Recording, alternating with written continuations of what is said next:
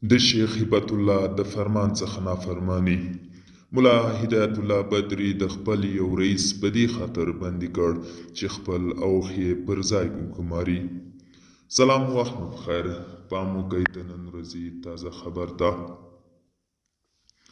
د طالبانو حکومت د قانون وزارت څخه یوې سرچینې حماسه میډیا ته وویل چې د دې وزارت وزیر هدایت الله بدری د عوایدو پخوانی رئیس عقاب حنفي د یو پلان له مخې د اداري فساد په تور بندي کړی و.